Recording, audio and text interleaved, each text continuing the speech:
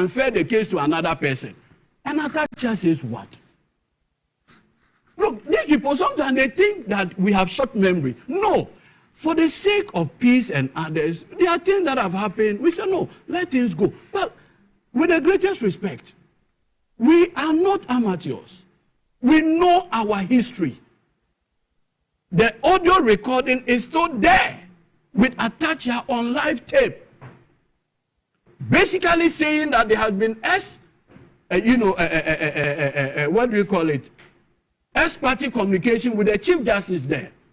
That once this issue is raised about the learned judge, the case will be transferred from that judge to a different, in order to get a judge who injuncted the declaration of President Mills in 2008. We've gone through all this checkered history and we are quiet. It doesn't mean we don't know what has happened in this country. We have a fair idea.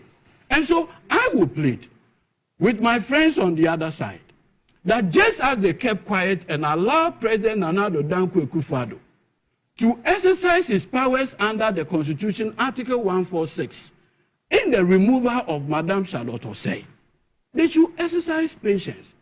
They should calm down and allow President Mahama to exercise his powers in the 1992 Constitution. I am a servant of President Mahama and the Constitution. Mama wakwaba biom edeba TVXYZ baby a wo hwe bia wo so utie power 97.9 FM mo akwaba mbredura ekukudam ebetena form na ye ne omo edi enkomo yedi kan ye wo list wo nana poku owa ye bete enenka ono no executive director edema gag ye boss ndewa elite kakra so na Kasim Isa a member of the communication team NDC and also with Dream Hanti ekukudamina ye ne omo ebedi enkomo wo efidikasi suit baby a wo bia memfa wonsa enka fidie no mama Kasim akwaba Yozuminia na bibi aboko de nyame adom bibi aboko Ghana Port and Harbours Authority port what to say nyame nchade His Excellency John Dramani Mahama why the right appointment into no port there bibi a cost fine na memfa akonya we so na menchia me Director General Brigadier nyame nhyira no ne edwuma pa oye na me sanchia me boss the port security manager Lieutenant Colonel Daniel Antobra Bonda na oye port security manager yes okay na me sanchia the newly appointed director of port Mr. Zuma yes lawyer Zuma Tibon complaining wa ha say lady no so mu yi no good no krempenfo etie yi lady no sir if you want Mr. Zuma na eba yes he say your mama we tie yesu frɛ ampa we yi the former director of port na Akufo-Addo na appointing we yi na fi ho and wa appointing lawyer Zuma Tibon nyame nchade o munyina set awaye ndi ye kan atre His Excellency say squad a odi abajo habo ne de send your person habo yen run no o be run pepe because o munyina o munimde and they can help his agenda. Okay. Medas papa mama fa sa birthday wish emfema regi wo GIG cafeteria or say enko emfema Mrs. Felicia Annan or Taifa na yese ope TVXYZ brutal and happy birthday in coma Mrs. Felicia Annan or Taifa we fi regia wo GIG cafeteria or say encommon to happy birthday Mrs. Felicia Annan or Taifa ye mo happy birthday papa and in phone wo hana send a picture of there between the atos bibi and was wa yenko yenim and they akoye say lizine ni agi ye pao nti sa na tie beteno no ye mo happy birthday Mrs. Felicia Annan mamenko executive director gag me am boss me nana ba kwa aka list one na poku nana mpom to say obuka efie ya kabanka ba na so baby a office we nyame adom baby a me free there enkaye boko but sense ade bi koso na ni nye ho na I have never hidden from telling the Chawu you be a Sabi. I didn't Yawbeka. The truth. Yes, Maybe say minu around the abbey or born homeward. No, so Western North. Oh, yeah. I want to interview this is Proud Liberty. Yes. Jumana Oyen, I could be a friend of Wahap. Also, Cocoa Board. Oh, Cocoa Board. Oh, no, yeah, Pharisee for and I say, make me baby you free. I don't care to know. Pochoko any. Yako Brahma Party Aba Power, you know, World Bank project Aba, Kwako Yebi. Or no, the project na come MPP ni. Hey, yeah, MPP ni no. Or no side each mempoa. Some me party wa bem. And me party mum. But NDC are by way no. No. Meant now W 16 years. Not opposition for 16 years. And the 16 years I'm not opposition no. And you be there una me hwaba papa te say your mama ba. They be awoka. Na jo mahama abaya ba World Bank discover basi franco yadwuma ya di bia kwa koma and the your friend is Okran or ye ne tree whatever or ye na dwuma kama obi ehu and the adwuma o ye Cocoa Board nso so or ye na dwuma wo Wahap me partners the ade abetu animu a wo ka che ye say ye prices was low. Na price was so no answer beti abafom. Who was the said mana come MPP ni? MPP ni no so adwuma wo de man kan no wantimi anye. Don't force yourself na make. Don't force me. I never be o look, I don't like to discuss my private matters. But me hene so bi bu mi kwase na nipa kro no. Wono se me kwase a che se me opeso bu mi kwase a. Na ye me ya. Me di moja na me de to honom no. Na yo wo ne nkwankwanta na me gina no. Na what project man dey akwa come MPP ni? Adaya wo catch me say me price was low. Now we be okota dia. Me na my price. Low price. Who na to wa dia? Pen on person. And me no. Yes. Pen on person. So on him say MPP for no muska. Me bi. Minister me di betcha bribe. And me say adwuma we so man fa my obi anya adwuma no. No. I'm telling you, I'm not going to joke this time around because this time, oh, you didn't conform me what go no mudi and you maybe did the agro. Me, Sajumano say me nya bianya. Jo force you nya bi nye. Anya jo force ya ban ni. We Ghana for buy but NDC for buy. Sanity. Say for me I for come NDC ni for. Yo. Because me na me kwa employ NDC youth. And no. Because omo brew from her. Jo force be kwa employ MPP youth. Yeah. Na ya ma your MP. Say me meti ho no na ye de adwuma kwa koma MPP ni. Na MPP ni no waye. Owi adu asa be di ni matem say kwasia wo kura wo kuru yi. Obeka jem na me nya kwasia. Obeka woni. Wo kura wo kuru yi. Wo kura me on ka sebi. Enfa sebi nse ho. Obeka se me ni kwasia. Say makokwa ma joma ha ma ba na wonu wanya adwuma ye. Akufo do ba ye. Me business me insurance broker. Omugu madwuma. Me yawe. Me suma. They say me office no dey aya sorry. Na me say member ko na wo ye kokas na se fe me wa hap. Wo tiri so hap. Me donya me say adwuma me say can me ko president ho. Na botre. When you president asem. I will fight it in the street. And to talk to I'm not talking to anybody. This is my platform. You see, I've worked there, or what, or the cost room, or any cocoon. This is a platform that I think I can vent my problems, my plights. Yes. Me go quiet, mama, buy my abem now. Me can't tell me say your friend will have. We are a technical advisor to Randy Abbey. What do you mean? Now Randy Abbey, no one didn't depend on cut now. When you quite any performance, why you bear out and yenya, say to me, ya dear feel kokoteka from Samoa, ya to me, and to me, who ya say, me partners, the idea blower, the price no was so. Who rope, maybe fell crowd. What do you mean? No, no, me. Election. Play for so a buyer, Nippona to me, and the World Bank this car buyer, the Quaco Edmano. Who can say, I buy that and that person, I buy that and that person, I buy, I don't buy that and 1 Edmano. They are coming soon to cry, say, you're forcing. I do want the man in your way to me. I'm a cat to treat dear. Acquire cat. Don't you think, sir? What is your money, sir? Command? It's going to be incompetence that will push it. What do you mean? No, we have to fight everything in the streets. And that's how we need. You're the Subon Koto, John Mahama, Kunano. No, you're very innocent. Because you only me said that.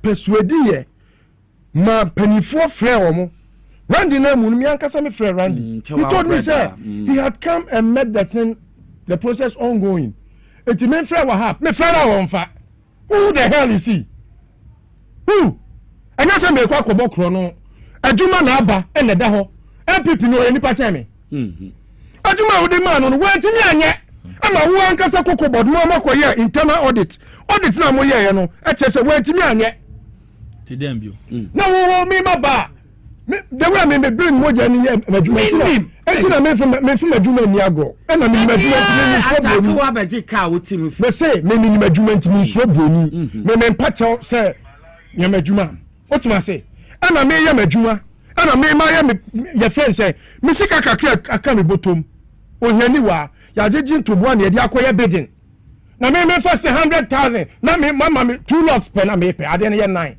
lots ni ye ho adwuma ade na ye 9 and I'm say we mama 2 pe because anu ye sika beso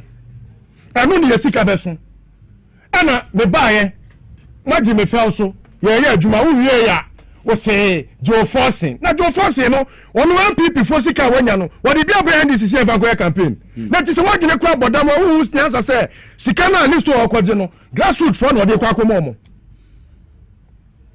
na wo de kwa akoma Joe Forcing so san fan kotoship etini pa bi okra no madwe ya na de na me sa me pa wo cho me pa wo cho se fa adwuma ne mame na de me ni madwuma ana me sra na madi how much we paid to get to where we are kwa kan se afem me wahap now you are notoriously flouting things and flaunting on me me fra wa won fa me ka bia for bad 3 months yimu aye ba ba mu ana makun to kwa ameme etina me hu say Randy abeni na mu rema o ye ni PR whatever no yes he's doing well but Wahab is the black sheep in that place Wahab wama me bu afu because I don't know why my boy is another that my koto sakes ye koye adwuma for contact na mamia no this am say sorry be pa ucho there MPP ni was catch me. What do you mean? The question of us on yeska. Etumi de muni nasa say e wo so mo so mo boa ma party for anani pa mo so to do mo no. Omo so be nyeska no mo de aboa party no. Wo dey come MPP ni because onu wo ska. Me minister me dey be try bribe. Na me ko first kan wen. Wo ma me bi na etina na ma beda wase. Ase da de enya bribe. Ba wa ma me ameden menyeska. Onu ne party for na de ma no. And onu nyeska. And when wo dey aba o so be jasa come no. What do you mean? Etimi de bufo ene nyaw ene kasa because ya ma na ye ho say as MPP for no ma wies ka buo ene mo no etimi de contract MPP for na wies ka de agudam etu ya wo ya ndi sini na ko ya no ono ba ba robu shoulders a untimi because ono ni sika wa wia no eno bi no sa de koto contract no na be de ne yeso ayeye etia ya bufu sem grassroots for me na no me ko mo ntokwa amamo ena ye me ekyere ye wo because wo kwa ye for mawo wo me de be kwa koma MPP ni because na wo sika MPP ni konfo no we sika gudem say o sa de beto contract no de awoshi ni sika etime bu afu etirande abewu tiemi a me ni san Randy de o ye me fine brother me ni ntokwa but Randy Krampo Wasu waka bibi a Wahab ntie. Na me na why na Wahab no who is he? Who is he? Etu de anu tina me de ba me se me ho nye. Se si ade nche waka wakoma so ade. Aso waka kakra. Ye be na se papa. Mamenchia Dr. Albert Gazy, or your former chief fire officer the Ghana National Fire Service. Nana Okufuja wodua nkwanta. Mpenifon kai Dr. Maye. Ghana Fire Service so wodu a chami nua ba ma osima me. Ma osi ne papa no. A former former yes okay. Atamil say John Dramani Mahama first time former chief of fire officer yes okay on the time na yenya sa 10 days here John Mahama san kwa ba betui oni allergic sorogo mo time Mausi can do more. Yes Mausi papa no na esi oda ho wo fie nti se omo fa no board no so a you feel say the techniques no ni strategies so betumi di aboa ni nua ba Mausi mo aye adwuma nti empenifo kai na fire service board no so Dr. Albert Gezi no so fa ni the technical no ha no femba boa na bibia ntumi nkonkan na fire service mfa no ntuma pemfra temu sa fire de tenders na John Dramani Mahama togu ho no eno an wasan kwa beto timpenifo mbetumi ho hunim dia on web anti Dr. Gezi monhwe na monkai na omeda board ne so bia na board bi o deserve bia no penifo mfema na okufruja untumi nyese adwuma no mai anti say let's do akana kuma so ade we de end enchesi a wo kan ayama port oba na MPP ne ba na yi na fi wo director of port no nti and so omanya port fo so but I think so far no but I say makwa MPP ne bia see any problem apart from say sebi obia didi a eye no hwe no kre no say MPP ni your saifo MPP ni oyo mamboye ni omo ni bibia ho apart from themselves can ya na say dundun ni nyina no woni say omo ho no ni edun kane no waya yankoto ye fa meboa na kane ana dundun ni nkofo no omo koto ba no mo asa aftwa omo no mo ton no crap sebi nko mo fa 1 megawatt impo emeka de adwoma amaja ne ho no o ma ntimi akosombo ensuo ni yiri ye no hwese na omsi ye ma the whole place a flood ye His Excellency John Dramani na obe compensate to omo anya bibia amfa amasa omo ya man boyefo I have known them from Nkwalabrem and I sebi enye sebi John Mahama penso na ye be father for all anu na ya na edu ba bia so obi wo office bi mu na wo ye MPP appointee a yinadi Ghana for no nkwa na Ghana ni yinadi bom omo pa omo nkwase po na da etire he ya munika escamate members can free paga kura memma ka escam wa besna kwashipo why MPP na so what why Ghana ni so what na da omo tifie no me ndisi for omo Ghana for anu nti munyi omadi amamu so bibia munyi omadi omo ba omo yi ndisi for di anu na time bia no eduru ndisi for so a no omo person who play holier than thou muna nakopo bo nyamse mamu munyi omadi next time oba na onu so ba onyi wadi simple money you wadi na nya ko terminals with your term obi appointment no who you ndc appointee a ndc free abem one was say no ma no motuom ye penisa oba MPP ba some last place ni so da no so ni party for any scan bi anya nkwa na abedidi yinadi eti yinadi yomadi MPP ni yinadi a okura who safeguard this country because oyema boye ni office one na wo se no boni nkwa na odie or the set documents no they come MPP for no the press conference yomadi no person can be become yen yo ho MPP for take over 2017 omo serve probation aye adwuma more than 2 years omo yi omudi ye omo yomudi ye ba power ye to aba omo promote omo employ ye win ye omo promote omo employ swearing in omo promote omo employ after swearing in they were promoting and employing ye by government issue say omo ya employment ya staff from after 7th January so you ended up getting less than 70 people meanwhile they have pushed between 7th November to December they've employed more than 1,000 people into some California they've crossed the line. I don't understand NDC. Ashanti region. Yes, Delta Force. Ashanti region. Delta Force. More appointee. Look at the way they were. But and then Afenyoma Kimuninam, they have the map to be Nanabimu. They have the gas and the map. Sometimes. Well, your party bow. Yes. National security coordinator. Okay. MPP ni papa on the bonnet betuao. On the bonnet betuao. Omuni adwimpa Emma NDC ni ana Ghana. Enti no unyana tese na ukan unyana yanu ono sinya wa nanka bruce wey police ni that time no ni etesi papa yi ofori akwai ono mu di na chi sa ono kwesi fori pisa we dey omo nanka bruce omo di na chi sa ona omo twene free ni car we dey nanka bruce car kwa no otu car na eko hey we mu na ye unko afu mo refi we mu nanka bruce ya twene sa no yes that for no Mumbara TV no and now we TV why radio na bi anya no press conference she police ni penny one more police ni penny one more trinity nanka trinity no o ma yi na Africa police car na all you know enya o mo be mo na o mo win na 17 o mo win police for be say ni pa bon 2 days after police was order ya twu penny a mo be pata no ya mo papa no kwesi fori na for retirement say so zoom line on no technically head of zoom line I want to ana wonya we I want na funa to no say zoom line on seat of government na say kwaso what man say ono mu di na ti no Mumara TV SYZ ono mu yi no nanka Bruce Chase our Nana Jane office. Papa Yabre. Nana Jane. Bodyguard. Say Professor Nana Jane. Professor. Oh, Mama. Bodyguard. Oh, Papa. Maybe you say police. Soldier ni crowd now. Police. Papa na fi police for no. Sebi. Police ni penny. Soldier ni na o tri police car.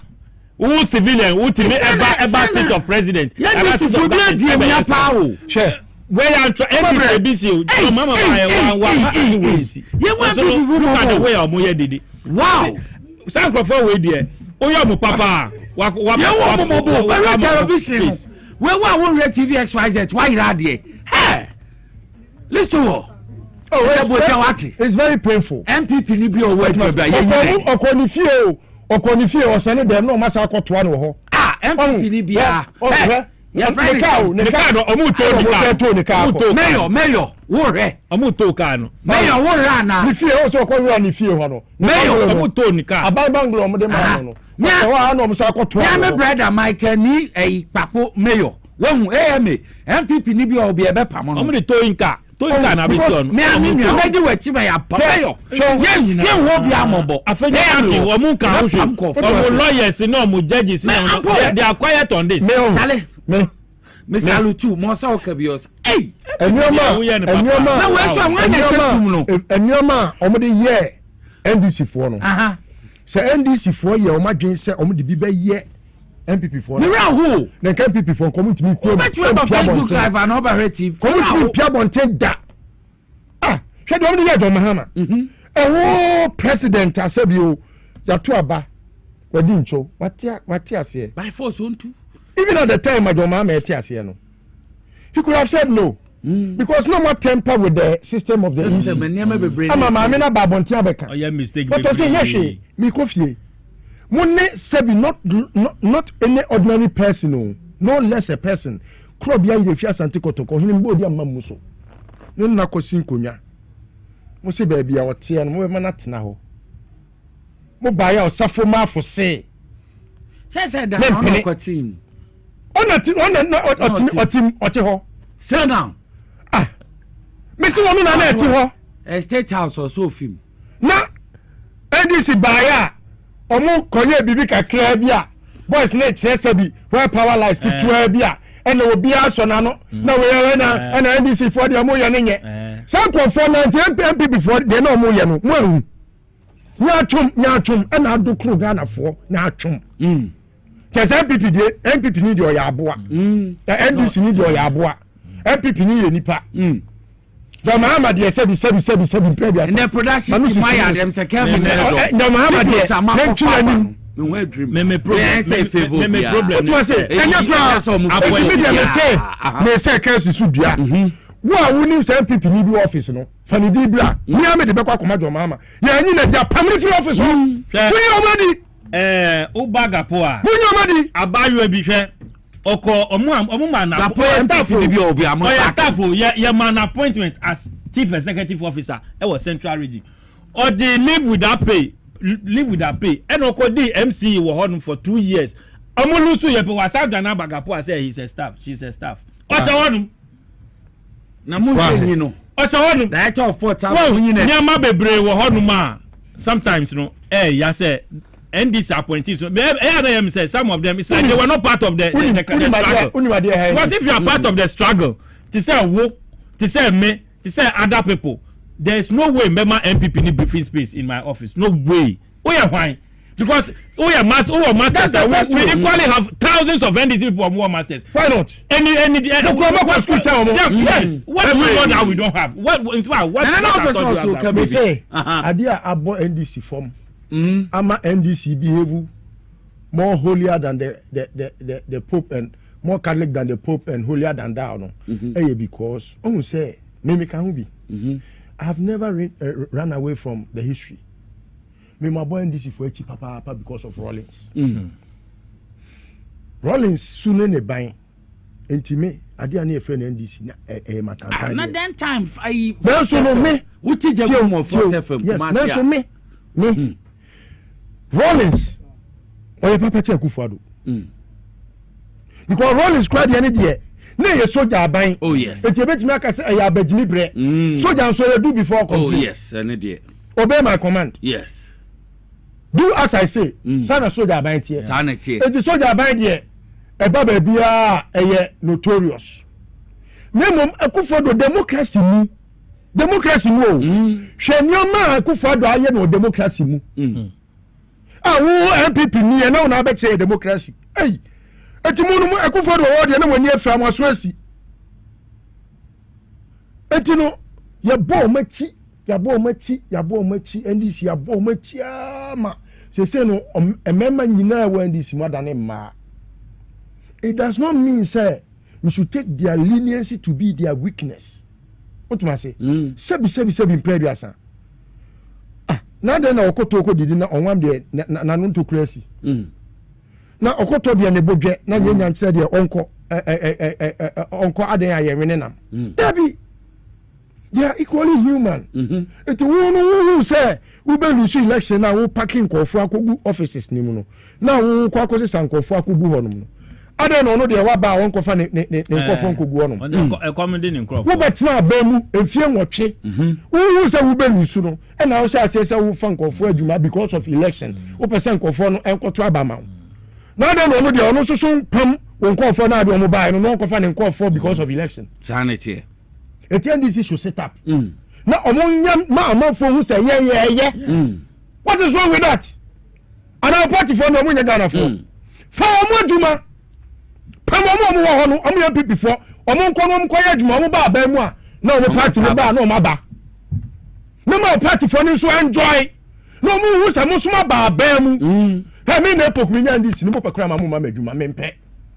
Ba mo party for no de mo ma juma. E wo so mo ne mo twe manson because omu na ma ajo mahama betina abanwa ni mu a say wo na home no sanity obi a wanya appointment bia yes a grassroots for no and ma and no appointment na wanya no wanya and they have every right pamomo ya people for no pamomo ko court omu ko the Hague pamomo mom ko frefie court ka say omu di bi mu a say dom level dia no o say your court yate ye so ya fan ko fofoforo se space ba ye be fa no fa CJ ni space ba ye be fa no hello your friend is Gertrude the sacked leadership the sacked leadership the suspended ana yen the suspended yes say sack no suspended so me go school no you see the word sack me go school no me can say na sa word no mienu me said that tiase suspended ni sack it work out it na ma dream say na SSC na dey kind okay suspended sack okay letter S yanko yenim we abono we dey obewu ugano we dey obewu obewu enti ma mi ni din de Mrs. Gertrude Araba Isaba Saki Tokonu Saki ni ono ankasa say ni Debi ne papa din de Abraham Kofi Saki the late okay o papa na ka baby okay no cha de wo Kofodu accept na oyeni amon hu bi ne pam no yesi ma menka so ko wi ade and the kawa bi ti menka bi no omko yi na die ti papa ne de kofo dia sectek for finipa Mr. Saki on say ba bia maami we ne maami efri ho na afenyo marking Winneba nsu achiri nsu achiri ho na afenyo marking tu sa afenyo marking wo ye dede na o ebusuani enunti e bia me kan say we achew metie pa MPP will always look for the closest pal or relative and get you to use on time 2008 who say Akufo do lose election on say Theodora Wood who say on attaching our relationship the former Chief Justice yes her leadership Theodora Wood ten kakrache I won penny was one corner say there obi kan agrono say wa and I'm calling some YMRE but she's still sweet very beautiful oh yes even I though anyone be or anko ye but ye mami I say so for Akufu say me na twen man so kakra but she's adorable mommy so anka so ombo na adwen obo na oh yeah why not I mean Sophie obo na adwen kra just that at some point na you maybe nko ye I will talk about only one thing share leadership on when you first hear the jawa there they aswa to me be anywhere once I see so ye nipa na nkasa ne dia say ene we obi papa we papa because maami bi wo ho we papa because eba bi wo ho and am oba bi so na oba bi e baaye and you cannot be a father without a woman and without a child and the position bia obi edi bia no kan hu say bibi ni ho a bibi ni ho what ma say Matthias here say Ghana for ye ni ho a ye hu hia say your president because I say bi me ene me ni anything called the sovereignty fanisete no na asante man na it was a state on its own now that state no the Ashanti state no na ye can before atoto emu ma ene baby abedru no the state is within a state what man say yes even though that is the case it is not a sovereignty but it's a kingdom what man say now where the beer when meaning until say we betia na abide by the meaning and the dictates of that word no you cease to exist not in my eye and so Meno I have never referred to her as the Chief Justice.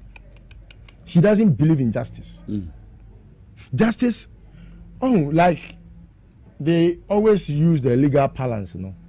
Say justice must not just be done. It must be it ought to be it must be seen to have been done or something. They have a very nice phrase, Biaomoka. I don't know. So we share maame no ne ya on some fata dibiana yede ma no. Now NDC as a political party no must awaken themselves to believe in say they are a political party and what say almost try to get the wrongs corrected. And until that John Mahama used that word reset. There is nothing wrong being political about doing the right thing. There is nothing wrong. Because Amayokoni tese ye de beman to tuyane sise ya aye ye ama mining koso. Anything ye fe no amai yo kuo. Ye de ye oman no ye. Now enye fere say obeji atum say yes. Maame no enyoma o ye ni nyina no enkyere say wo ye otemuani. Because atemuo no ewo enyoma bi a ma atemuo no ye papa. And for example, untimi nkase me yotemuani na me ni MPP for na eto kese na de omo beka se menya no eno na meye na wo NDC ni dia ye bojo Mohammed kura me sobre ma no ase kire me ni de ahwe no style bi ino temuani papa ewia se wo bibia o ye human being me bias we are bias Minya, oye bias. But the beautiful thing is, even when you are being biased, you have to be fair. Many fans will achieve justice, no. Akufo-Addo wasn't fair. Ubusa lawyer for is one of the institutions, the legal fraternity, no. They don't play with seniority. And you know, Eduji Betnaha, now the lawyer for Fra or yes senior to Eduji Betnaha. Make Eduji because on the lawyer. Oh yes. And I'm proud of him. Ubonso Obeka say or more lawyer need the real Obeka say senior. And you know almost for seniority near Grokra. Acquire to say acquire a soldier, it's a regimental institution. Untimin Konko CDS. Now we treat him anyhow because you say when you need channel. No. Irrespective of your age. We discuss ranks. We discuss when you came. How long have you served? Your experience. Your term of office. How long? And to make it look as if, say, you can put some other people to public derision, say, because any more party, and now because even though we are biased, no, or no, or no fan, and also on Pewasam, and I say, be crying, or you know, you clash heads. It's mami, every time I sake no, Oko Judiciary wa, hey, apart from say, yeah, allow my yemfa powder and coho. Come say in Cabo say you 2 powder gunko for so. Because I say you pamu dam pareno. The only year you okay. Oh, but no 2 powder gun police headquarters. Yes. Sana say aye. Suspension po. Any other best Canadian me sure say I go for the omo covenant. Because my mean would judge for any. This a one full case anko. No ya hwehwe man who so we NDC ni. Judge no who say we be kan no krepe obekwa kofa MPP judge Akufo-Addo appointing the naba betina case no so. One who as I judge no de bekwa akoto paga. Se court wo ho a o de bekwa ho. O ko so anu aka kire o se me de o kwa mantuntum akɔhwew next time busu anyansa. Obeka kire o. We di judge for any we di lawyer for any. In the case of police ni na o di asema kokota we di asema wie. Emre mu no se judge di asema wie a o pe kura ka se judge we jimi. Emre bi anchew. Just say enidie na enim. Enukre. What ma say? Matias. Because who are expressing view. They are here and say betimi a kirem de ntia we jimi. What ma say? Na mo no eye ade a yes ye wiase a yeti o my God na mu no ye di nidie ma pani di nidie ma sebi tumi enu ntina akwasi broni a otimi ka say daddy don't be silly but Ghana ni ko ka say daddy jai muazam no obeka say hey usi na wudi matamu enso so no broni de ye ma ne kwan say otimi ye de eka ana ya so say ye de brofo na tete ye ma enti ama ye ma no o ma no ye hwese aseme na esie asem tiawa tumi ni de ma me no Akufo-Addo na de ma no na wan fa kwan paso de edikan ye to so biem Akufo-Addo trimu pa o de tumi ni ma me no ene se omo nim se omo bokro no wa bra Ghana fo nyina ye ni da ho na omo boy yeyem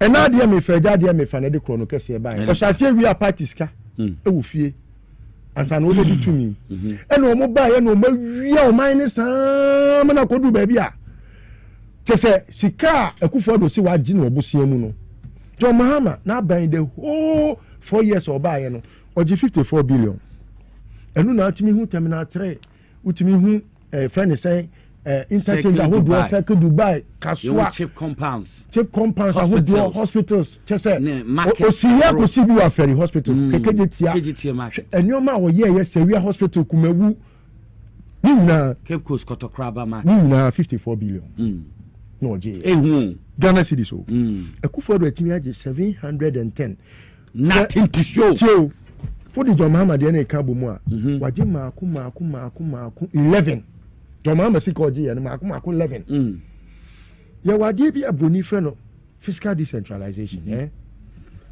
now this syndicate that was created by Akufo-Addo no say you say teacher say sika ni mu ne de akọ regions a region bia ni wono ma ko nya bibi ete say seka Dubai e wo ho so bia betumi yen but inam say omu ni so omu awie sika no omu ampe ekwan bi so amfa lawyer fo ne ajaje fo ankwan ko gu judiciary ni mu a aban foforo a wo ba no se no omu ni se ba bia dun de e de on belusu entie ne ma yen pack court no enti wo Supreme Court se sie ya justice se wo ho se sie ya 14 out of 14 no Akufo-Addo appointee se wo ya 12 John Mahama appointee baako na owura nimonyam ni president Akufo ono so appointee baako de omampani Akufo appointee no ono na se oye the senior most ono act se ya ono na o act no a enche nyame ya adomu a se nyame tie me mpaye na se onyame eye madomu a ono ebe chief justice Amagana afa ne ntuma pa efra okay na reset na ye no judiciary ho no asase ye ye aka bebre nti ono no se aboa no twa diti ade aka ya ahoma very good ana mami Akufo-Addo no mboni o ma ye nti omo de ne be share Supreme Court ho e de ne sign mpanifo ho de ne be di tumi wabra na mpanifo ho because someone nim say ono na omo ka bibia say ya obeye esan say so we share in the instance of papa Joe Kwesi anya Joe Kwesi na ono so ni constituency for to abamani anya maami ya na ono se ma judge bi ka say Joe Kwesi ya friend junction to so Ase North na afedia ekodu say ya nipa for bi say omo so nkofia Michael Kwedi o kan samu abawom but abambagben de na ya no mo me tribal discussion no na aye me ya say aye te say ye muntafo enti wo be so kire me say Michael Kwe oni nyansa echen abambagben a ono bagben no watena parliament ho from 1993 to date whether as majority leader or minority leader or as speaker watena honum for 32 years eko 33 years Michael Kwe wo parliament just 12 years the constituency wo kra wanya hwe wo ho no mo pam no ena wo kofa ne baba na ne ba ne so mayi na gongon no ma pam no wo no be ye speaker no wa pam famina MP o pam no enti Michael Kwe ni onu wo tuni because your friend Michael Kwe wo MPP ni but abamba gbe ni de onu no de san se oye pepenti no onu de oni tuni se wo ye MP na wo so wako independent a obepam no na ye de se no kotu mani anima hwe de no oye title sorry lo ye ni nim di ni nyansani a se bi wabo bill wo mram na mami wanyini tia wo krampo hwe de mami ne ya na tantan de titles wait hwe de no wo ye no ewi ase no na wo de asem na dane nkwanta all because MPP for na de na kotena ho obi a wotimi ka tell say wo birth certificate ya eno wo passport entimi nche say wo ye Ghana ni wa bra wo bi fi Azerbaijan eba Ghana ha ne na obewo nye ye bebusa say maame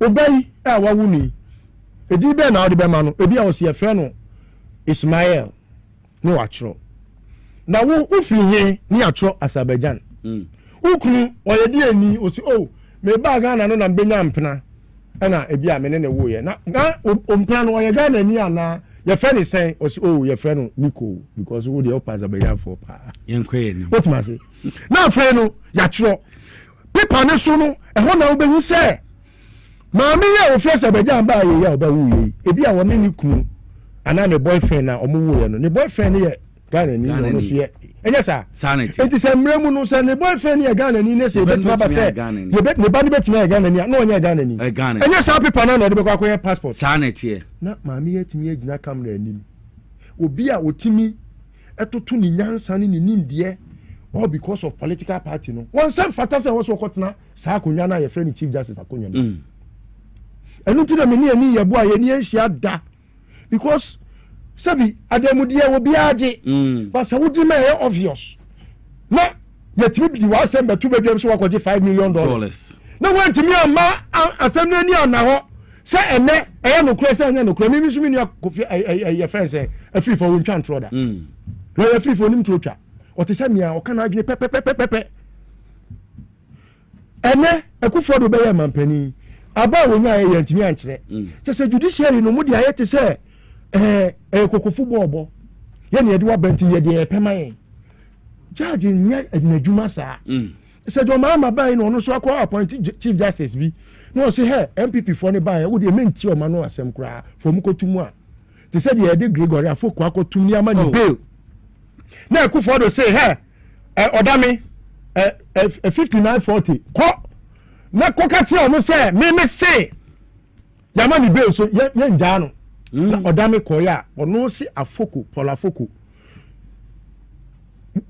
bail condition went near meeting na pola afoko ni shoe kra betima meeting bail condition ni shoe keke ya semo what the phone in the nina sani ya sabio ni nua mate no illegal e kwankwa mo fa so mo de ti ni nua no aye obi fun ko keke yama ni bail mo sim money bail enejo mahama ba e justice system no ahase eye adwuma kakra no kre na intentia bibi bia mu ye bia che se akwai te se what to book na twene te se de ni ye bo to statute to twene ye ko kan black law this ni e de ma Akufo-Addo be president no enu ti le du baby no me be kan on record say Ghana Bar Association is the most useless association. I didn't regret it because a institution bi a on say ye jai say institution ni man ye boni a be say o man no kura ma be du baby no Ghana ye nya ye man we biem da. And we the statement by say ma me ndi removal no omoma embra enye adwuma. Meaning that's what mo kan say embra enye adwuma. Our statement. Yes. Say no, they are revising their notes. They have no reason but to be abiding by the dictates of the people because until say omobe reset omo ahono Ghana for ye ready to reset the bar association because ye ntna ho e ma mo nwe say we lawyer ni nti no udi nyansa chen me there be they can say ignorance of the law is no excuse no yan can say ignorance of the law by lawyers is no excuse it is a me nya lawyer ni kura na me fumu mra said the lawyer ni fumu mra ye di bedi no sa ye di bedi me what ma say Matthias enti no na mini process na start president me who seem to be so far me I don't shy away from criticizing Penimu Bia because sebi Thomas Nimola and was say okoye no ne chi socialist for no was only socialist ye chi Jew for was only Jew ni Jew for nya say was only Jew ni no twam eduru no so no obi ene wo ba be defend no enti kwase pe eno se ade ne yonko yene no ebetimi ayeme ade ato Gregory Afoko no ebetimi ayeme ebetimi ayewu ebetimi aye obi a ade ne yempe justice system a any MPP ni any NDC ni sanity not justice system ni favorable to all Ghanaians and if it's not favorable it shouldn't be favorable to all because equality before the law no I can explicitly say sebi we are ba we are bema we are kokro we penny we are MPP we are NDC it does not matter but the man da and I was here to and penny for say the say and say yes sanity yes say the to run front to a free talk yes now who there who buy and who MPP adwuma enti MPP for no omo hu say Jericho afeso ni ejiri gu no enye omo ya because say John Mahama maame na on the be panel judges no enti you say you want some kokota bafu boni na say justice bafu boni his lordship ni mo nyam bafu boni anyankopon ya adman to be chief justice odi asabru ono and that's answer of it asoro de myself that's an mission kwela na mission me here exams ono be man yoma aye peri yo dan say obi anim say we MPP appointee we kwa de say Kufo na ede ne baaye it say Joma ma appointee na obi abehu say we de Kufo na ede ne baaye na so de appointment na man nyesa sanity etimi de process no so far no emra Bar Association for ne baaye no mehu say omo krata no macho no kama omo nkyere ba bia o mampani aye bone yes o process is ongoing na the omo say ne say process ne say ne ekọ no enko ne sa no the sense say omo hu say peri yo and o mampani di jemu out of 31 members of the Council of State no 30 of them and I say maame no nyama omo hu no krata mu no enye kra tie kwa hwem mesu no gidi say nipa omampani appoint omo so omo nye hwehwemu ntitiw ni nipa ma hwe ne records ehu ne say onim nkuntabuo ne sabi emhwehwemu auditor general the former auditor general oradom level obey diligent job ama ebe wiase no ansɛm a ɛhyɛ ahintasɛm a ɛhyɛ dakamu a MPA nyinaa no ɔsan so ɔyɛ auditor no ɔbɛ audit ama bibia abɛdada na fo anim a bɛ clear okay na ni kwan sɛnka emu nsɛm ni epia bonten but wobɛkae a maame ne tro letter kɔma ɔmampani sɛ ohun petition no into ɔmampani mu ano no ohun copies of the petition no ɔde petition ni kɔma na ɔde petition ni copy come MPP for and afi no marking a oye ni nua no to ko nua no and o sha say no start is oye dede no kasa tintin ento ponko ne kre o pa obetimi akasa o penso a enya den afiri ba bia afi no marking no mo ekopo no ho no ekwanwa omo pa mo nkɔhyepo process no is ongoing ya suspend no some tiasia mo pa epuru ne da mo nkɔhye no na da se some tiasia so bia mo kama no ntum fantifo mo na mo kan da mo onya fun ka wano paado won ka wano paado na John Mahama na sebi o reset Ghana no onye na adwuma some ni John Mahama nya adwin na some fi se baabi foforo wo ho na mo betimi akɔ the Hague mo nkɔ na mo mi nya yaso we enko adidie yo pedede se na mo ka che se sika pedede no amamu papa empedede medas list wo mamen call so ma kasibisa yenti CJ ne wo mu ani se Messi na brother eka no che se me madwini se maame no be ye MPP adwuma enye Chief Justice adwuma no be ye ohun me bra wa bobo ne ma maame no niema some injustices be a cause under her tenure as the Chief Justice wa bobo binum so clearly utimu se maame no obeye MPP adwuma hwe se me fa ne se process na ye di papa maame efemu no president bia na ote so Akufo-Addo powers are na owo as president o yusu ye di yi Charlotte say efiso it is this same process and John Mama fast in fact John Mama podo why so merciful that many requesting man say yeah man 7 days right John Mama po so Emma say mama 10 days or the good 3 days crack a man say fashion na yi mano ana fa anu ye won owo no na fabra sebi Akufo-Addo would never. Charlotte say the time he even petitioned, he wrote to them say omu maninya copy of the petition. Omu catch and say when she appeared before those 5 committee members now, yes. Yeah. When she appeared before them, she will get the information. And truly too, from the woman's own voice, she got to know her issues against her when she appeared before them. But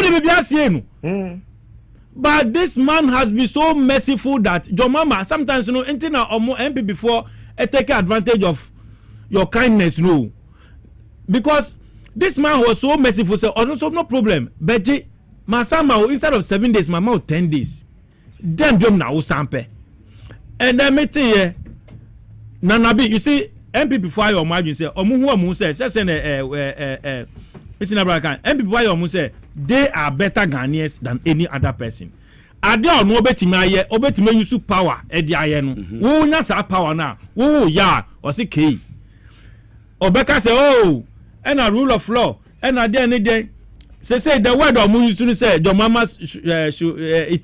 is setting a bad precedent and I laugh.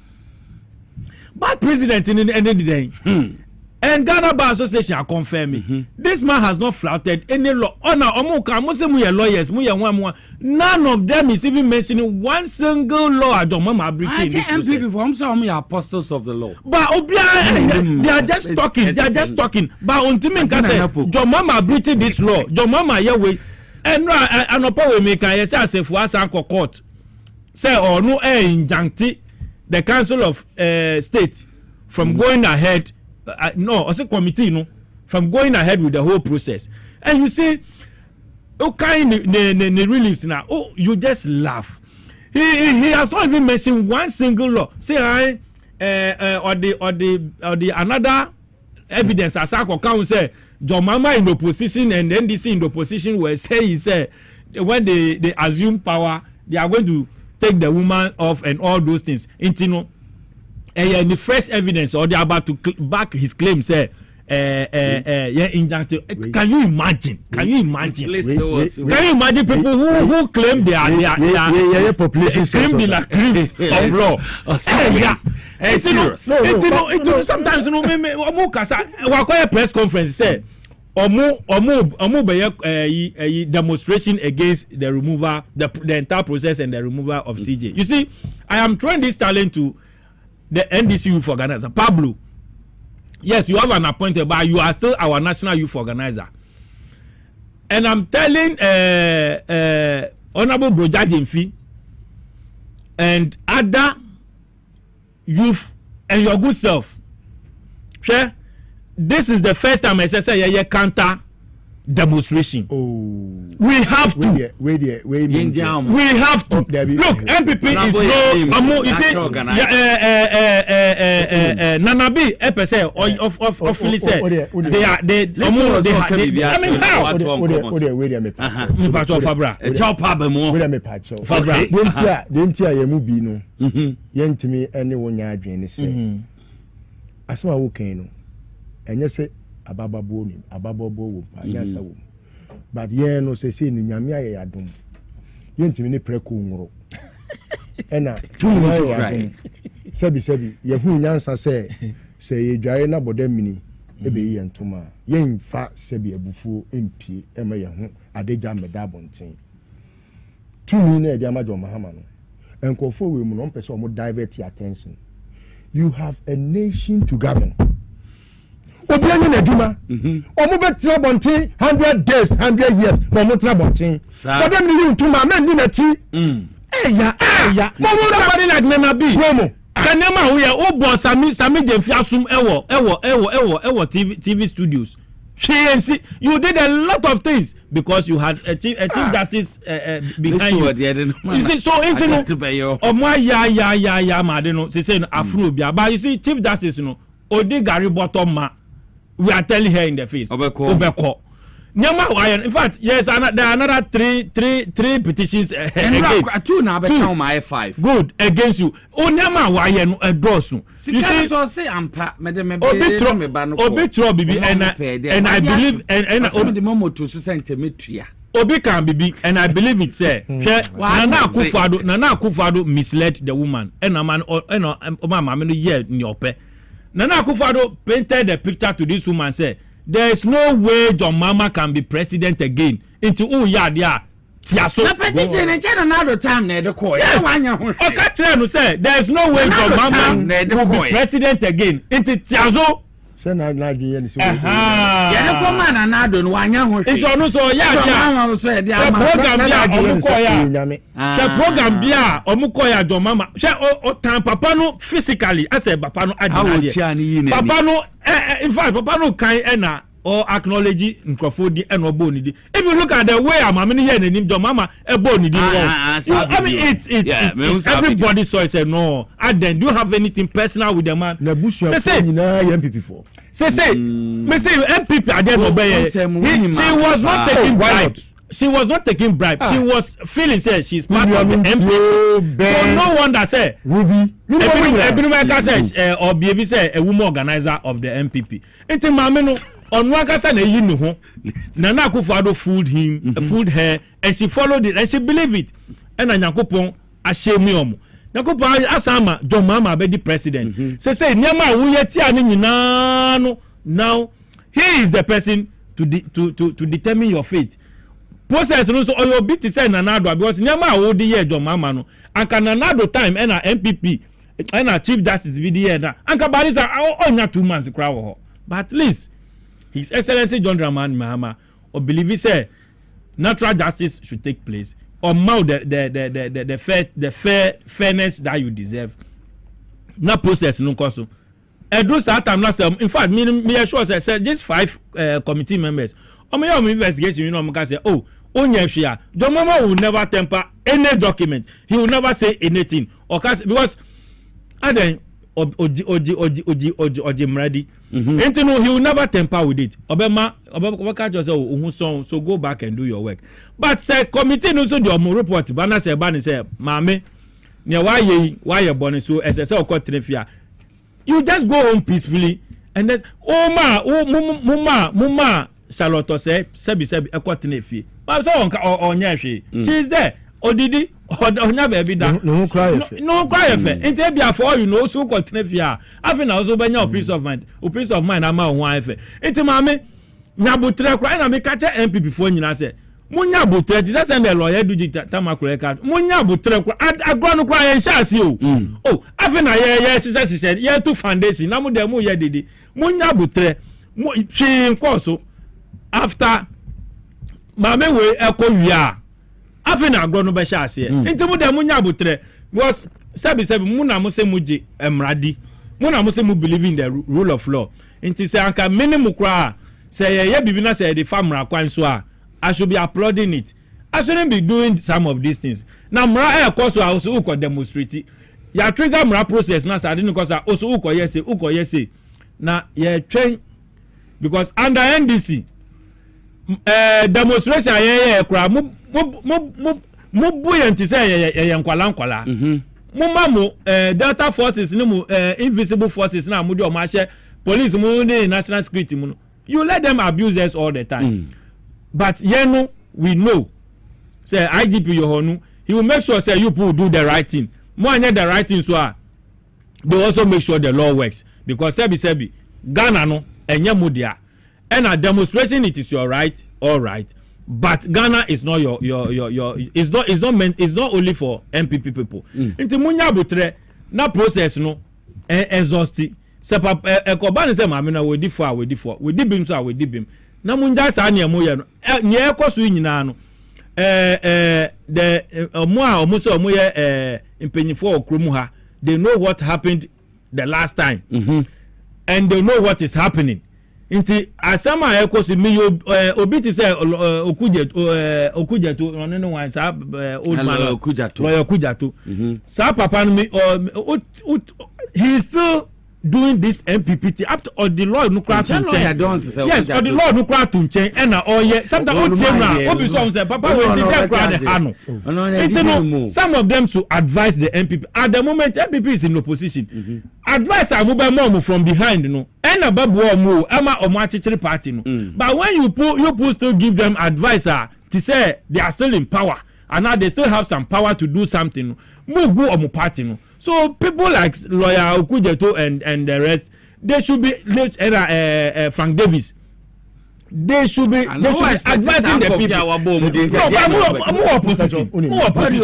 Why do you still have to carry yourself as if you are still governing? You still have some authority. You still have some power. What do you expect them to do? I mean, no, I expect them to advise them. Because aside Biano, yeah. The attorney say, there be a same way I make a show. MPP ni lawyer bia ni one man onim law. Maybe. MPP ni lawyer bia no. Ni hope ni na say onim judge. Enti judge na ye yi na free ho no. Afi okokọ obelusu. Wo ma bon. Maybe. Yes. Be o de opa she MPP ni lawyer. Catch ni say on put one sentence together. Ontimi enso a lawyer. Sa Metima bubo mu din. Aya tiamu radio so. Construction, even subject verb agreement. Their subjects do not even marry their verbs. That's enkwala. Omo bon, they only know the judge. That's the difference between an NDC lawyer and an MPP lawyer. The NDC lawyer to say Chachuchi Kata, to say Dujinom, to say Kojoga Dawudu. Ne, omo amaka no. Answer na beti me passing law exam as NDC member no. I just say what ben to say Sami Jemfinom. Because onye MPP ni he obi to say Nana B or a lawyer. akoton pa ya okwa baby ya ye Akufo-Addo case tie brofo kan you where did you come from to go to Kolebu brofo we ye did lawyer e wo Ghana ena zakwa entino ena zakwa we kobia lawyer ni akwa bi na opo no gari ni mako oye lawyer yes ni gari ni mako onu na be doctor for court obegina court o me se sada no e ka say nka me nsire me am contempt akwa bi o ka brofo bi on opo no na oya otena udimi yes ani fe ba cho me en Kenya safa so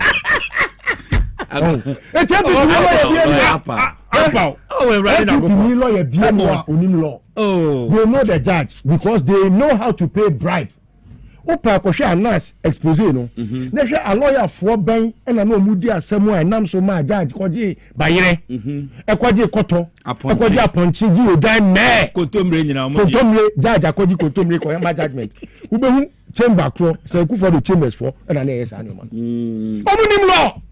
They know the judge. They know how to pay their way to get or secure judgment. I know a fan judgment procurement. They procure it. Oba judge no. Hey, Oba just say, okay, 4 million. Okay, 4 million Ghana. Okay, but my lord, meet me 2 million because my client no. The second year 2. Maybe I make a wakoji for no after 2 no dey. That's all they do. No wa tell on your own koye negotiators. No everything na obi te say Godfrey Dami kwaji sika $172 million. Went me anko. UK ho no. Went me kura anko because do one my ho broni pete na ote ho na wo yesi na wo hwe wanim. Ka bo fo na mintie. But the do Ghana had ya or a local champion. And the MPP lawyer ni wa bon on your damn shit. Shejapa case. But say MPP lawyer. Ncha no kase o negotiate. Because yes, enti no ko negotiation. Because wa bon negotiators nko a. Enu nti na wo so ko fa kire ko ne ajaji fo bi kura ko di komo ansa na watira ko shia japa esi japa. O mo juma no. Ti na fake you say o yare. O sa de no. No nya innocent. MPP lawyer bi enu wa me say wo case a. Now they call MPP lawyer who what do you call because ukresika we could try bribe. E dey come judge edi na judge amount. Me try bribe my judge da. Yes. And would for. Oh yes. Judge would for. Me family bibia wa brabo mu sie da. Me wa repentance, me try repent. But that time no say man could try bribe na nke bi anka na me dansa wam. Enti me koje me right because me hu se nipa na oni me nya asem no. When we kotua oh baby na here so we say so tua payer must pay the highest bidder if you down tua bribe ni ma judge no me mu judge sa judge ni bi enko so wu ye afei na metimi friend class o message me enko tra baby ni enko papen because mama bribe I appoint judge CBI mama na bribe da o say judge o mo je appoint o mo bi bribe o wu biem oh yeah if you want no and na me imagine say no me no kra no my guilty waka baby me person me boni dinda because of nabusuafo anti ase member anunti na me I abhor those who think they know the judges no knowing the judge doesn't make you know the law what am I say that's the only difference and this lawyer and MPP lawyer share ba kunim judge ba kunim law simple chachu won't try bribe President Akufo-Addo man the party also mempe I will fight my way to win the case. He won the case at the Supreme Court. That's the difference. That is the difference. Now get to Tokoni ono na Ghana law report editor. No the Akufo-Addo dia ko shem law report na Akufo-Addo law report yes Akufo-Addo wa ben. And some man no kan yan so no natural. No ni ko lend him natural no wa be kan. Yes. If you say I will say Akufo-Addo di wo Ghana law report mu etimi di wa go magazine mu na chese me na mo fete e wi ase ni pa nyina. Na editor ben o edit. Eti obi di wo front page wo Ghana daily graphic mu a na chese onu na chese oni ma de pa. Na we say we kan we hin. Law report eti some magazine. Editor pa o di bebem.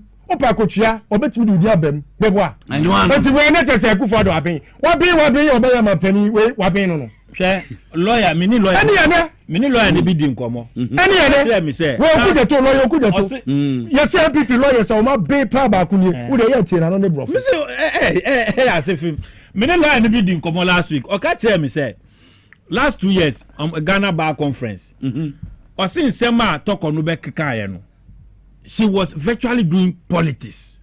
until we I say lawyer we show him now we show him and they were surprised Mami we I then say your political platform so na said until mami no dey all the lawyers no be brave because they know that in fact omo engagement with her some of the platforms she has been to secret ones they know say mami no or politics.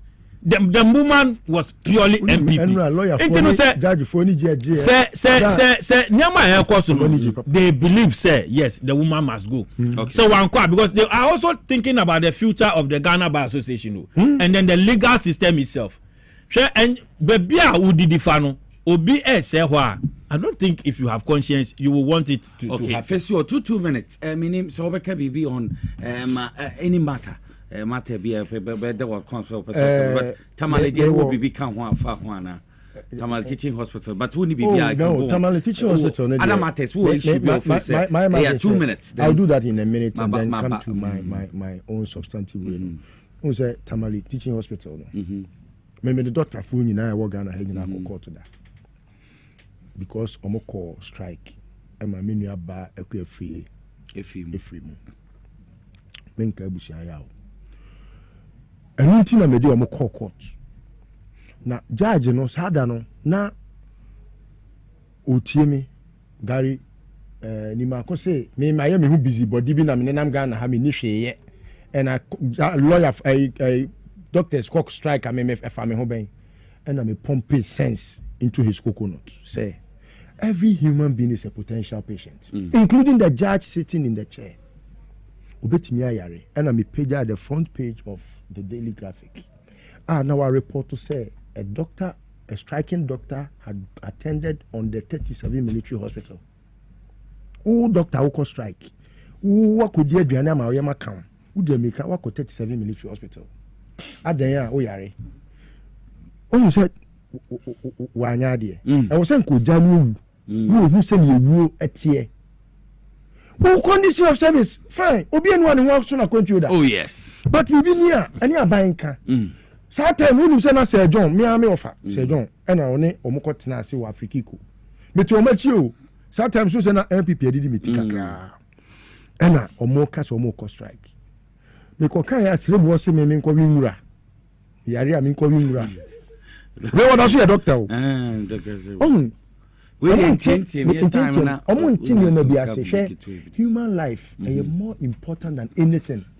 Because so why yama ya hwere kwa say the corona we no say yesade be si wono mu na untimi resurrect life. And until now you health practitioner make sure say you pay attention to every human life because you are a potential patient like the patient before you. Okay. Entini ya yen na di no enyen se na ho e mane nko ene medical facility bi am yen twa license mu internationally wo kwa yem fa no watchman kwa yem ani ni hospital yo se na be yen se na ho say we are nurse we are doctor put premium to human life because obi bia betimi ayare at any time we are doctor and chance we are doctor ntimi nyare yo e betimi ba say we are doctor we confirm no chi and I say tamale obeba nkan na hododo na we say dey call Ridge Hospital so we nipa na Ridge Hospital no obi behave to say dey we behave what Tamale Teaching Hospital na we be wu okay let's go owura akando en hwe ne body size no ni onim nyansa te doctor ni no onim nyansa te nipa bebre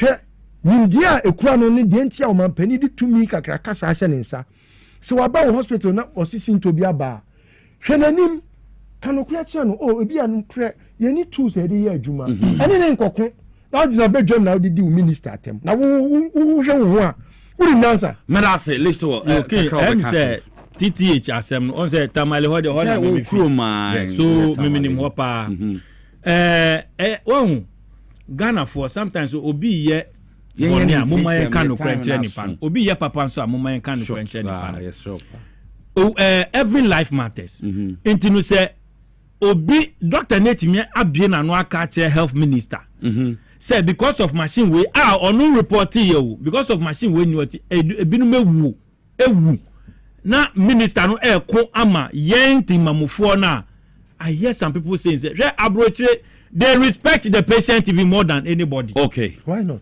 So why are we doing this? Everyone is a potential patient. Okay. Me the best aba me chia me new and me incoming municipal chief executive Israel Ajete Otwema. Okay. Na me chia na me culture assembly members nyina say sebi his excellency John Dramani Mahama mumma yemboa no into oba mumma yentoma no no onye the next MC for legislation. But as Frank Lobinto, yes, who the radio conference, you a taxi driver, who say Power FM pa inside politics, you made Maminda was Minda list to Uncle Fresh upon so Uncle H or Papa Minda list to one and Apoquas Minda Isa Kasimi Saswasi from King Nicholas Minda Timni Nas and Berko Papa Yema Musia the news papa in a can ne bro. Yes, one bad, they be a business. Have a wonderful evening. Bye bye.